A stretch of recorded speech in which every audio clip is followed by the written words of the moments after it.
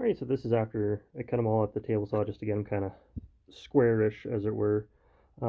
These are all the pieces that are kind of, like I said, have the square edge so they can go through the jointer and planer and things like that and get then get glued up to make projects. And as I was mentioning,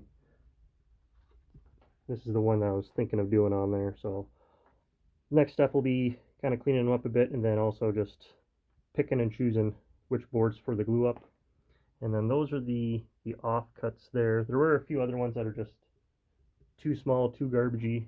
I mean, even these look like they're not going to be good for much, but I'll still save them for a while, just because, especially with walnut, it's not overly common for me to find here, like salvage wise, as it were, because it's obviously one of my big things I always talk about is I like to do salvage.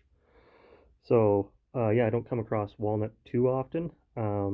So when I do, I kind of end up hoarding it and try to use up as much of it as I can. And but yeah, so next step, like I said, will be picking the boards for the glue up for this project, and then once it's all glued up, it'll be final trim to size, and then drill all the holes, cut it at the scroll saw.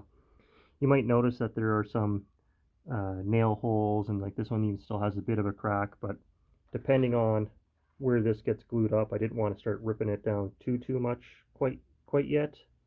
Most of these I ripped down because of the actual splits. That one, it's close enough to the end that I might, depending on what project I use, I might be able to cut it off there instead of having to rip it, kind of thing. So, and then the nail holes I'll try to line up where they'll be either waste, as in like waste into the offcut piece, or waste when I do the final trim anyways. But yeah, that's just some walnut salvaging at the table saw.